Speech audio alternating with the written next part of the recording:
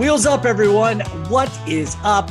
This is Come On You Reds, the definitive Toronto FC podcast, coming at you for another week of TFC talk and all kinds of happenings across Canadian soccer. I am Gareth Wheeler. He is the man, the myth, the legend, Terry Dunfield. We'll spin you through Toronto FC back at home, feeling at home, but the result not so feel good in a 4-1 loss. An update from training this week. The under-20s are on the horizon. And guess what? We're actually going to have a 2020 Canadian Championship final be played, and your Toronto FC are front and center on that. Terry, are you ready to get in the hot tub time machine and go all the way back to 2020? It's an interesting one, isn't it? But it's an opportunity to win a trophy, and that's our mantra at TFC is winning trophies. So I'm okay with that, but it does take a sec to wrap your head around it.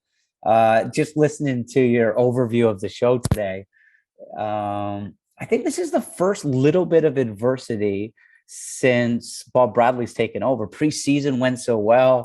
The young players have come in and done a really good job. So I think that this was inevitable, but it was like, hey, this wasn't supposed to happen in the home opener.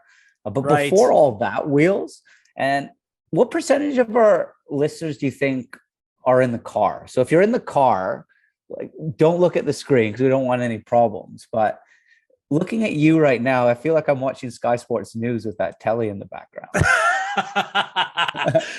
I feel like I'm watching The Lofters. Remember that show, The Lofters, or like Big Brother with you in the house, just like gazing off into the horizon. I look like, although a lot of people are still working from home, traffic stinks in this city. So I think a pretty high percentage.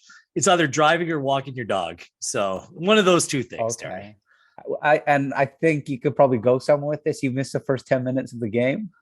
Well, I came into the TFC game late on Saturday. Then I ended up running into Terry Dunfield and his wife Afton downtown as I was heading to the Manchester United Supporters Club to see United City on Sunday. Guess what? I missed the first 10 minutes of that game as well because traffic in this city is just insane. It was brilliant. Your baby Win had a Man United kit on, and it didn't help at all. So we walked over to the pub, and I was all stressed out. I'm trying to finish an essay for my course, and I said, "Oh, it's going to be a tough day, Win." And then a Man United supporter, yep, they're already 1-0 down. Kevin De Bruyne. I was like, classic. You'll be a Man United fan for life. I was prepared for it. You know, not every game can go, as you'd like to have it planned, but that's part of the sport. And that's why we love it. That's why we continue to support. You need the bad times. You need the rough times to really go out and enjoy it when things really go well. Traffic's a problem. It took me almost an hour and 30 minutes to get from Leslieville to BMO Field and parked at BMO Field on Saturday. So my new lesson with the realities of traffic that continue to get worse, take the GO train, take the TTC, take the subway. So that's what we're going to be doing from now on. Look, let's get into the game. A 4-1 loss. I think you hit the nail on the head, Terry. There's a big game feel about it, anticipation, because, with some of the mandates lifted, it was a big crowd. In fact, it was the third biggest crowd across Major League Soccer on the weekend, 23,121. There was just a vibe and energy to it. The weather sucked. Like, it was it's always windy at BMO Field. It was so windy. It was cooler there than I feel like anywhere else in the city, but the atmosphere was there. And just the only thing that didn't happen on the day, the negative side, was the result. And obviously the first half performance, but you still come away from it saying, oh, it was good to be back at BMO Field. Like, there's no way that couldn't be your sentiment walking out of that place after the game on Saturday. Yeah, I'd agree. You missed it, unfortunately, but Chief Stacey Laforme, he spoke before the game and he encapsulated all of BMO Field. It was incredible, and it really was all for one. And I thought the first 20 minutes of the game, until the Red Bulls scored, TFC were excellent. It was almost a matter of when are TFC going to score, and just weren't quite able to carve open a clear-cut chance. But it was all TFC. Luca Petrasso was on fire. His first action was Ryan Giggs-esque. He drew in the Red Bulls defender, tapped it around him, ran around the other side, 45 seconds into his debut in front of the East stand. And the whole East stand got up, and he carried on that form all the way through the first half. So that really stood out to me. I think the pitch played didn't help us. I think the pitch and the state that it's in right now, which is normal for this time of year, kind of just gives a little bit of an edge to the Red Bulls and their chaotic style and pressing and transition moments. And I thought that was a factor that worked against us. And I just think the Red Bull style of play is difficult for us too. When you're I think you can see the identity starting to come out right now. And I think he's just kind of looking at relationships and just coming up against an informed Red Bulls team is a spanner in the works for that. So I think all of those ingredients kind of started to play out after the first 20 minutes. You're right. A lot to get into what you offered there. I want to kind of piggyback off what Bob Bradley said post game, and he didn't miss words. He's just like, it wasn't good enough, Terry, just in terms of the overall performance. The result inevitably went against TFC in their favor. In terms of what would have frustrated him the most, is there something, was it just like the little mistakes, just the team not being connected? Some of those things that really do just play out with a new coach, a lot of new players, virtually a brand new starting 11. I was expecting these mistakes out of the gate, but perhaps when you're any kind of coach, like even you with your academy team, you just don't want to see yourself burned so frequently when you do make a mistake. Yeah, I heard you just said mistake like 5 times in that last paragraph. Like, and I think that's where you've got to go first. And there's a saying over in the UK, schoolboy error. And there's non-negotiable schoolboy errors that you can't really make at the professional level, and they get punished. You might get away with them. I'm not saying they're all on the academy kids, but at a lower level. And I think that they're just amplified with the league getting better and so much quality in that Red Bull side. What stands out is goal 3 and 4. I thought when TFC went down 2-0, it's like, okay, at least get to halftime. TFC, we'll get into the goals in a second probably, but it's a really good goal to get back in at 2-1. And now you're like, okay, momentum's to TFC. Pozuelo has a chance. And then goal 3 and 4 they're tough ones, and it really is Mount Everest to climb when you're 4-1 down. Yeah, and those are those schoolboy errors, because and let's get into those 2 goals, because one is in the second phase of a TFC free kick where they get the goal. There's some positive energy, positive momentum. Even when they conceded the first 2 goals, they were kind of against the run of play with TFC. Their game model was good. They were looking to find something on the ball, not quite enough quality in the attacking third. But you're right, they're right back in that game. Second phase of a corner kick, and the Red Bulls go the other way. Just not enough players back. Few players commit too much, and you just leave yourself exposed. And the second one, which comes 2 minutes later, just the marking simply not good enough on a set piece, and that will drive any manager crazy.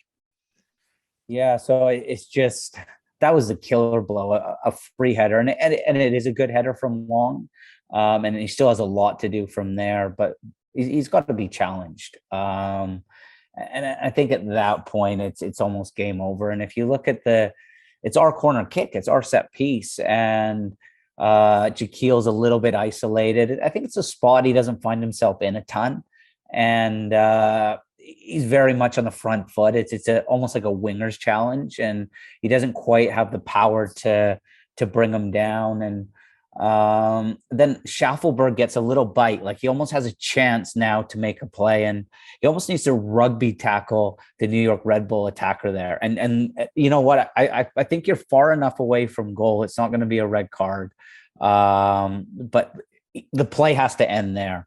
And from there, there's still, again, like the 4th goal, a lot of work.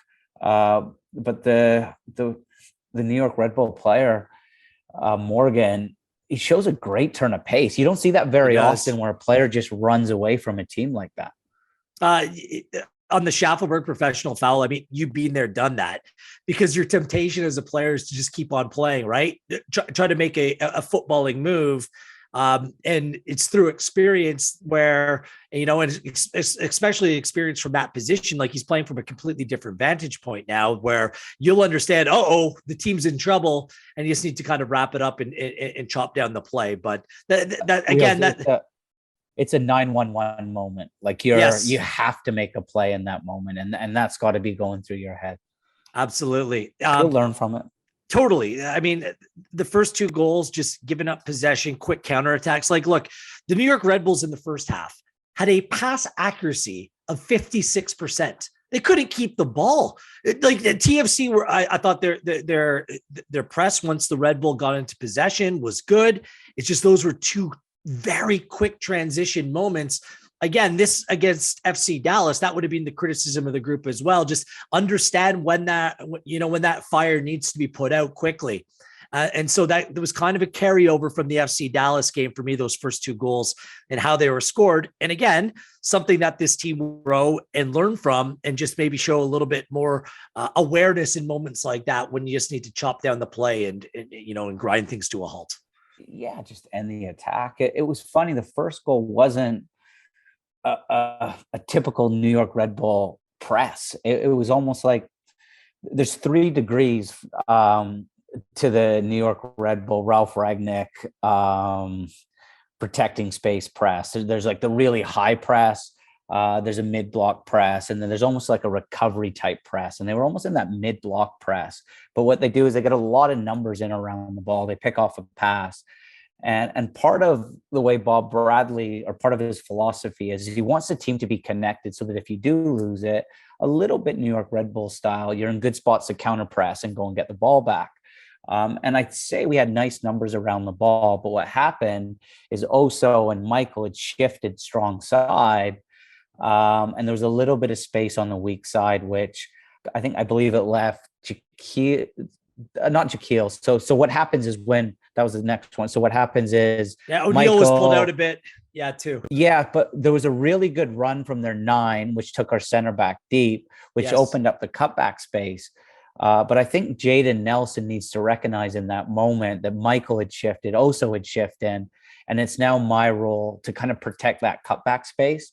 It's a fantastic finish and a really tricky one. The expected goals would have been really low there, but it's just such a killer blow because up until that point, it had been all TFC. Petrasso, you're right, was lively in that attacking position down the left-hand side. And he provided the service to Jesus Jimenez, who scored his first goal for Toronto FC. I like this player, Terry. He was cool. He was calm. I thought it was a really good finish, just, waiting for the goalkeeper to make his move and then exploiting that. I didn't think that Jimenez got the best service on the day, but whenever he was on the ball, I noticed him. He was looking, to open up his body and bring other players in the play. I think that TFC have a player there, and good to have a striker, any new striker when he comes to your team. You want him to open his account early and not be week after week. It continues on. When am I going to get my goal? So I think that sets a positive tone for him and the rest of the attacking group as we move forward here. Yeah, I agree. I think with Josie Altidore moving on, lots of money going to Insigne, money spent at the center back position. That 9 is just such an important role in a DP league, and especially for a big club like Toronto FC. And Jimenez was excellent, and I think he's seamlessly come into the side, which it's not easy to adapt. Yes. And he's been good through preseason. I thought his game went from another level than what it was against Dallas or from Petrasso. He still has a lot of, I've said that a few times, a lot of work. Like his first touch is great, but he protects the ball really well. And it's a clinical finish. Just going back to that second goal for the Red Bulls, I think Bono's taken a little bit of heat, I should probably save it from where the strike was. I think it catches him off guard a little bit because Jaquil's in front of the player, and I don't think he expects Morgan to strike it. And it's a good strike. I thought both the first goals from the Red Bulls were good goals, but great reaction, great character from TFC to get back to 2-1. TFC doubled the amount of passes of the Red Bulls on the day, but that's how the Red Bulls play, right? I don't think every team will be as good, just having limited time on the ball as the Red Bulls are. I mean, this is kind of their MO. This is who they continue to be. There's no surprise there. And they punish those mistakes by Toronto FC. An overwhelming positive for Canadian soccer fans, as well as those who follow along with the TFC Academy, the amount of Canadian content who saw the field in the home opener, 9 players in total, Terry, 6 of them homegrown, with, you mentioned Luca Petrasso making his Toronto FC debut, along with Kid and Chung and Lucas McNaughton, 2 former Canadian Premier League players making their TFC debuts off the bench in the second half. Schaffelberg started, Jaquil started, Osorio, Nelson, Okello, and Ralph Prizo returning to the mix after being out through injury since August 14th of last year. That has to be a good sign for this group and gives a shot in the arm to all the young players involved, within Toronto FC. Yeah, you nailed it. A shot in the arm that the dream's real. And if you trust in the process, and each player's development will be a little bit different, and part of it's opportunity and timing to get into the first team. But you can play for Toronto FC and MLS, and then maybe from there you can go to Europe. So it's so cool to see. But I say that with a bit of a sour taste in my mouth, because you still got B41. And you can only be so positive, and our kids are going to have to make an impression. And unless we start winning games, this roster is going to be turned over, and this platform to play minutes all of a sudden will bypass you. And I thought Luca Petrasso really took his opportunity with both hands. I think it's the best academy debut I've seen in Toronto FC history. He was that good, in particular in the first half when he played as a left winger. I thought it was tough when he moved to left back at times, but I feel like he's earned some credit with Bob Bradley. He's physically ready. Technically, he's good. I thought some of his decision making was excellent. And he's almost like an old school out and out left winger with a little bit of Kevin Kilban, TFC analyst in his game, where there's some presence out on that wing as well.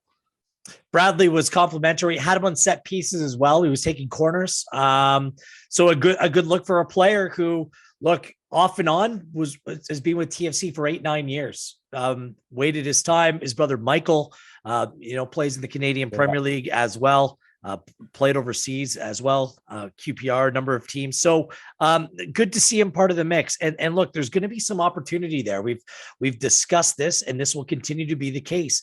This is an audition for a lot of these players. Can you be part of the solution here? Right? Before further moves are made. This is an incomplete picture right now that's being pieced together. And that will take a few windows in order for this team to be of the standard that's expected at Toronto FC. But that doesn't mean that a good chunk of these players can't be part of the mix, Terry. And they're all going to get a look right now. And it's about them continuing to work hard. Heads can't go down, and go on and show that, show the head coach that, you're good enough to be part of this mix.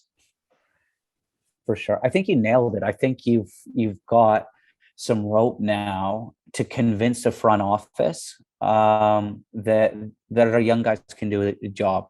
You've got 10 homegrowns plus 2 CPL players that have just come in that are going to be given opportunity. And young players do need time as part of the process, and learning from mistakes, and really understanding themselves as players, and what Bob Bradley's looking for. But you know what, I think big picture, it's been extremely positive. But after 10 games, the front office is going to look at it and go, okay, is this enough? Can this get us into the playoff picture come the end of the season? I know you've touched on a lot of things, but let's make it official. Here officially are Terry's 3 Toronto FC takeaways. So what do you got, Terry? Okay. I love the intro voice. So number 1, Stacey LaForme deserves a shout out. I thought he was incredible. Number 1, Luca Petrasso stood out to me. Number 2, you're down and you're chasing a game, and you're looking to get back into it. And this is very objective, and you're trying to give guys minutes, but your substitutions are McNaughton, Prizo, Chung, and Okello.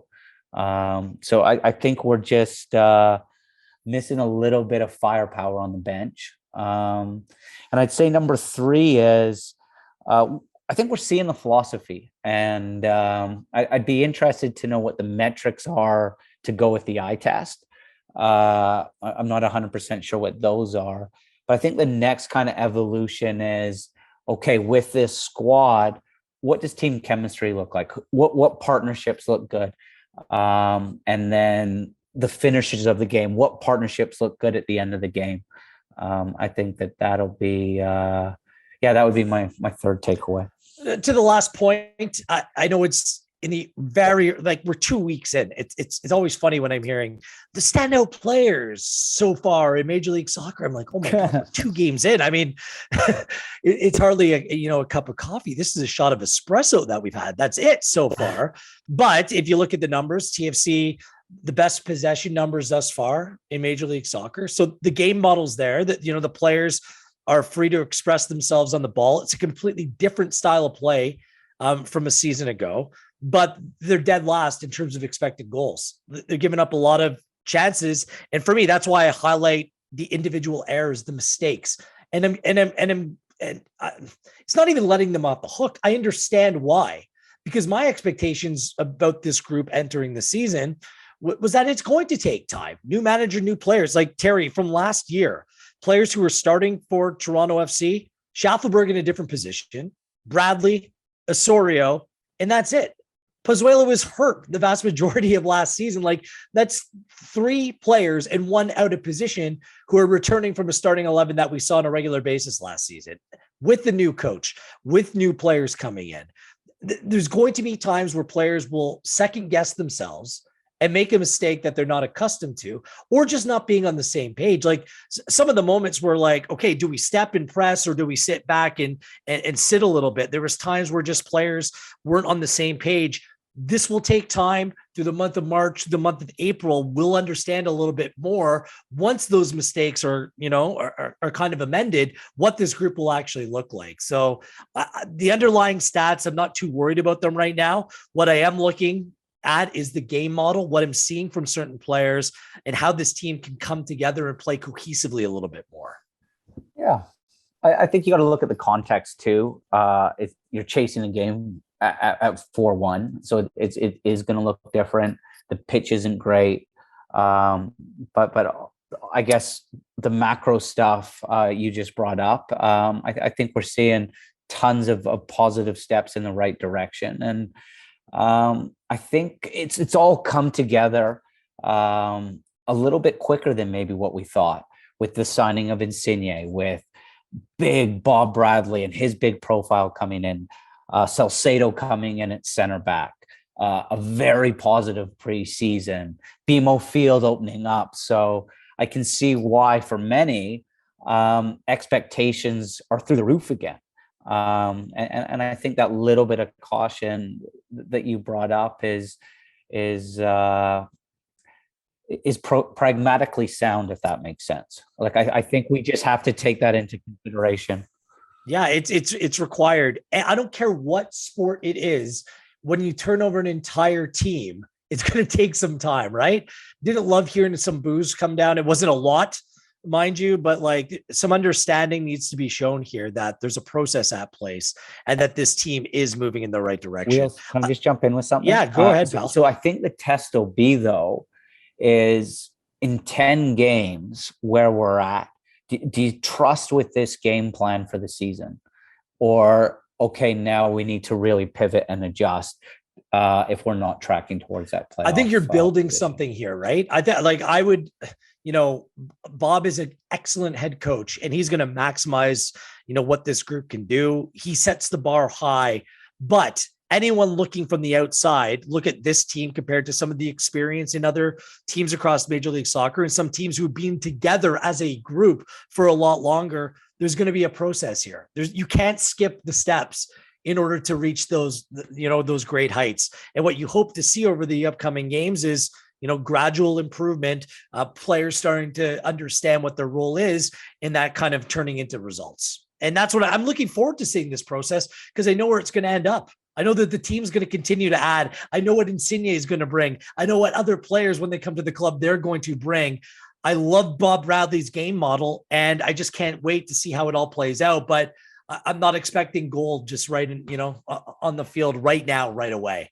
I will say this, Terry, my biggest takeaway from the weekend was the atmosphere in the crowd, and we've kind of touched on it. I went up to Liberty Village after the game and had a pint. It's been so long since we've been able to do that after a game. And people are on the patios, they're chanting, they're singing, they're hanging out with their friends and their family. It was a vibe. It was a scene like we've become accustomed to on a TFC match day, not like the last few years. I cannot tell you how much I missed that. Like, even though they lost, there's still a great vibe because after all that we've been through, there's an appreciation that we're back and we're all coming back and things are going to be different. So just having that experience and having that vibe play out firsthand before me, it was awesome. It was awesome to see. And I'm looking forward to many more match days at, BMO Field when the weather's a little bit warmer because it's going to be that much better. So, and sometimes it's the little things right now that matter the most. And that for me kind of stood out above the result or anything else that played out on Saturday. So. Really, really well said. It's being a TFC supporter it's bigger than the 90 minutes. It's belonging to something. It's routine, it's habit. It's the TFC culture is going to Liberty Village or meeting up with friends that you've been watching games for over a decade with. And when it all comes together on the pitch, definitely it's better. But having that back in our routine and a packed BMO Field was it was almost surreal a little bit. It was like, wow, is this I miss this so much. And I agree with you. I thought, regardless of the score line, it was like, I can't wait to do that in a couple of weeks again. Totally. You saw it on Instagram, you saw it on Facebook or wherever. Like it was very cool. And it shows how much we missed that. So moving forward, Terry, Columbus Crew upcoming this weekend, 1:30 p.m. Eastern time from Columbus. With the group coming in to training on Monday, what's the vibe? What's the mindset amongst the team and the coaching staff as you kind of try to put that in the rearview mirror, learn from your mistakes, and move on to a big game? What's going to be a competitive match this weekend? Yeah, it's an interesting one. Do you go, okay, that's a blip and move forward and really start to dial in on Columbus at the start of the week? Or do you learn from the game? And I think the way Bob Bradley works, his methodology is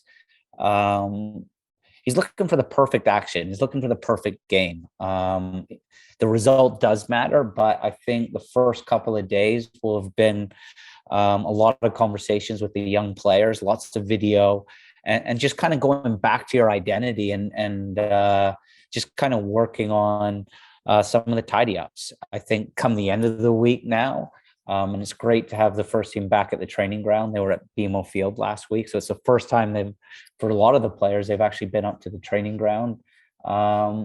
They'll now start to focus on the Columbus Crew, and you're playing against a side that I've scored 7 in the last 2 games, but there's been a couple red cards. 5 of the 7 goals they've scored have been against 10 men. You're traveling to Columbus, and it's one of our rivals. It's probably going to be cold again.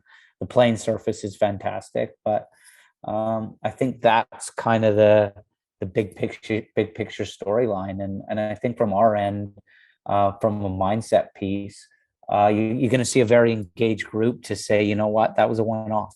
That's not who we are. And if we fix those errors, we're not a million miles off. Do you make any changes this week? Like, you know how Caleb Porter and the Columbus Crew play. You know that Zella Ryan is a very good player. Zardes, Santos, Artur. Like, these are familiar faces in this Crew team. And a lot of these players won an MLS Cup 2 seasons ago. So how much, if anything, do you change ahead of this weekend? Ooh, good question. I think I don't think Columbus are okay. They win on opening day 4-0 against the Whitecaps. So you're like, okay, they're rolling. I thought in their last game they were okay. Zella Ryan was the first time he's actually been substituted.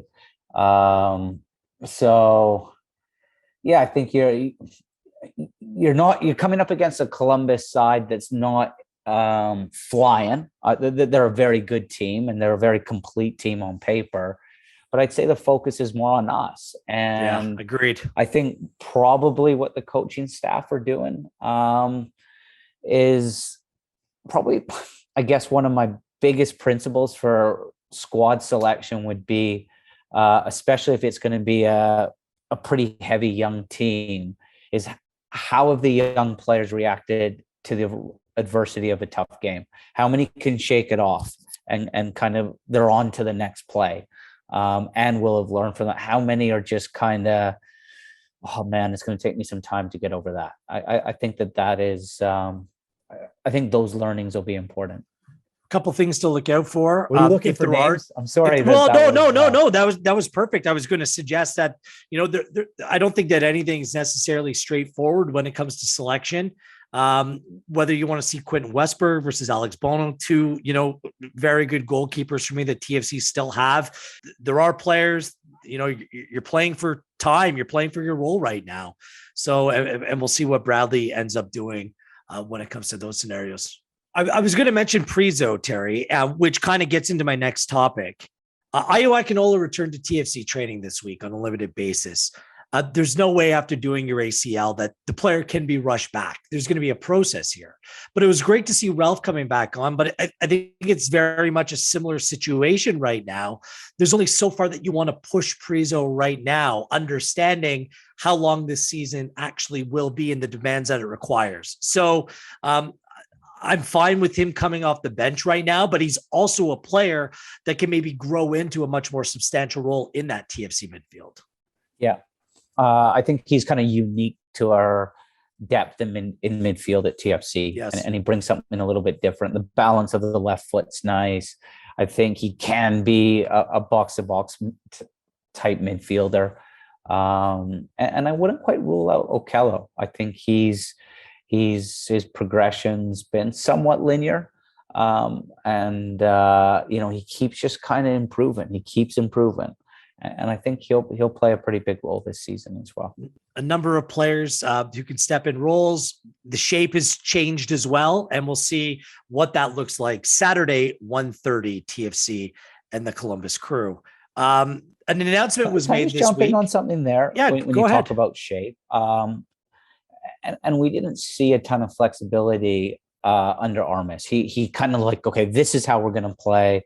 And these are the expectations in this moment of the game that we want from players. And I think that little bit of flexibility is nice that Bob Bradley's kind of brought in from a structural side that the team can adapt in game. And I thought we saw that against Dallas, where we started off as a 4-3-3 and then finished at a 4-4-2. And the principles of the game and the style of play didn't really adjust, but just kind of having players in better spots really helped the group. And I think that's they're going to be important this year.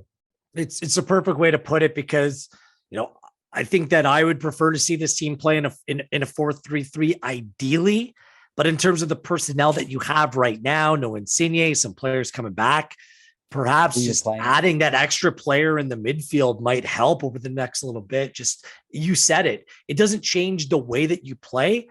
It's just having players maybe in a little bit better of a position to provide a little bit more protection. I wonder if he's thinking that. I don't know. These are the thoughts that go through my head on a daily basis, which I'm not sure is a good or a bad thing. But yeah, there's options, and you're right. There's flexibility in the way that Bradley wants to set this team out.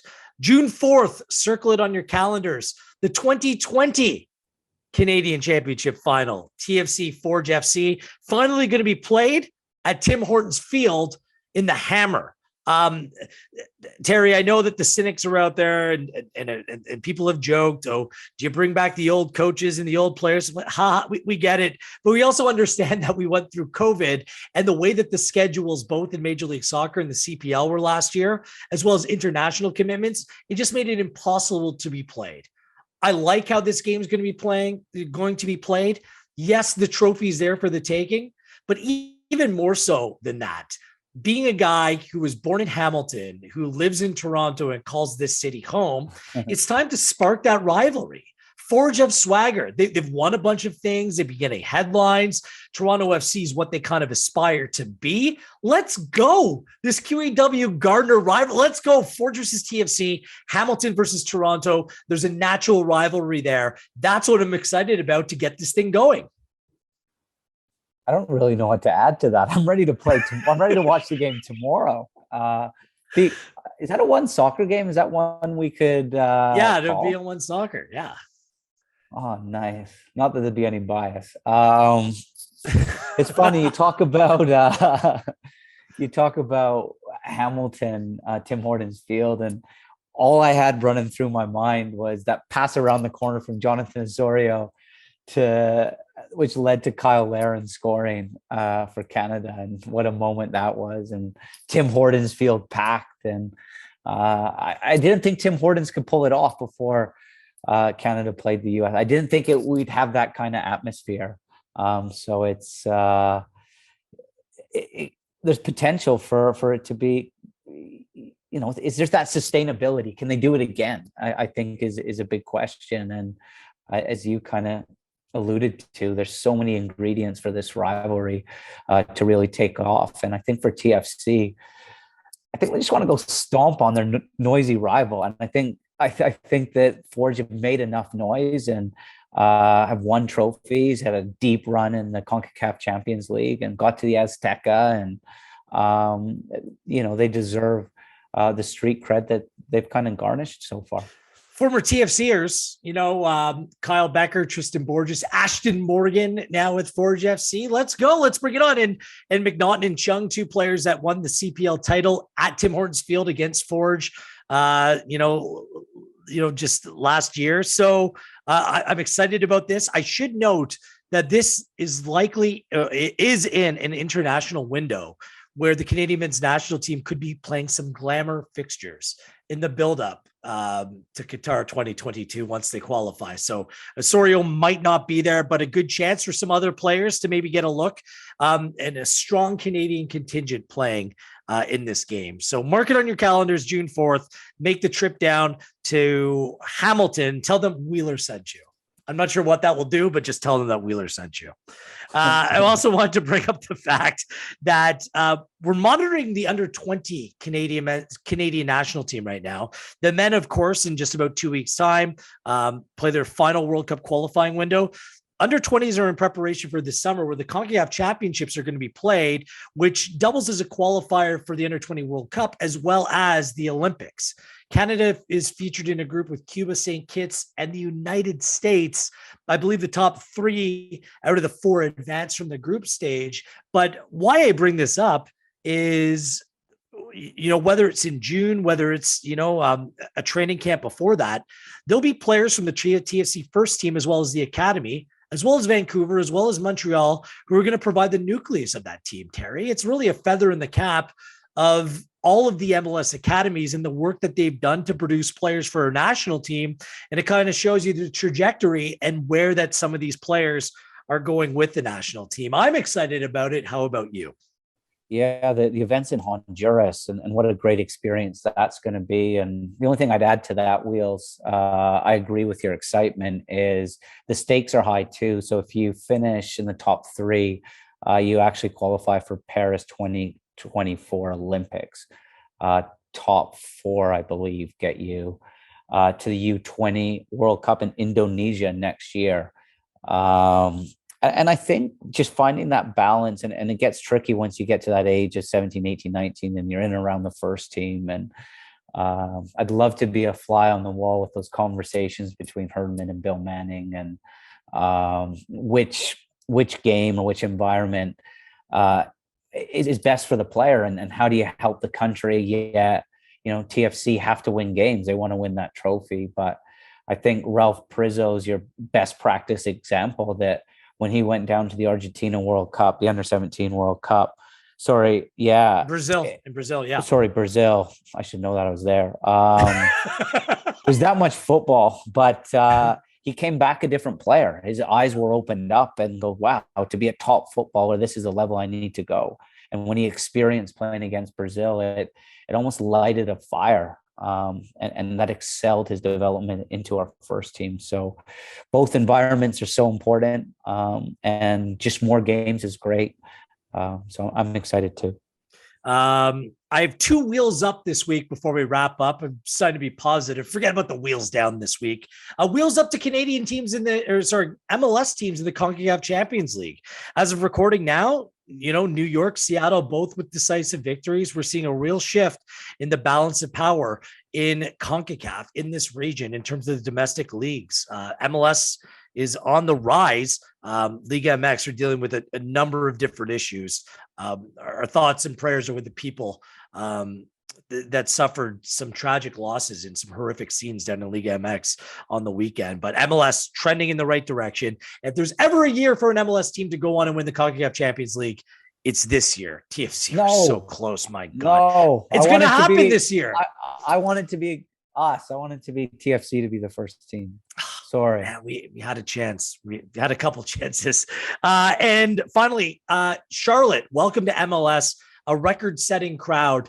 Over 73,000 people attended their game. I guess it plays to your advantage when you're playing in NFL football stadiums. They ended up losing 1-0 to the LA Galaxy, but another good framework, another solid foundation. Yeah, I like the Galaxy this year. I think they're going to be a good team. Good goal. Something that's cool, that's good for MLS too. That was the second biggest crowd on the planet for soccer this year. Only the Liverpool-Chelsea EFCL final at Wembley was a bigger crowd. MLS is ridiculous. Some of the valuations of clubs right now. Tan at LAFC sold part of his 20% stake, and LAFC is valued at $700 million.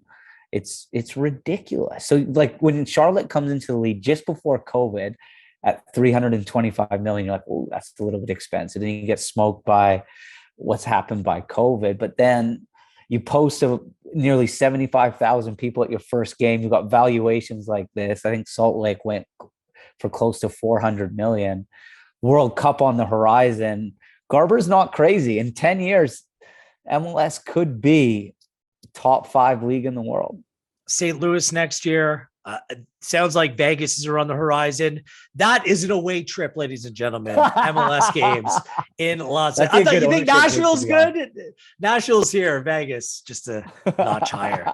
That's all we got for this week. Programming note. Next week, we have a touchline talk coming your way. Jaden Nelson's going to join us on the program next week. But before that, TFC Columbus Crew, Saturday, 1:30 p.m. Eastern Time. You can watch on TSN. Good stuff this week, Terry. Thank you for not rubbing it in. City United, appreciate that. You're a good friend and a good man. You say it like that, good stuff this week. It was like last week was rubbish or something. It's like in training when someone says to you, that's better, mate. It's like you've been having a nightmare all session. Well, it's better than not saying anything at all. No one says anything to me, which means that I'm just always down here somewhere. No, you're that good. Oh, come on. Now you're just lying. Thanks to our producer, Erica, as well. And to all of you out there, keep your chin up. TFC next in action on Saturday. Wheels down for this week. And this has been Come On You Reds.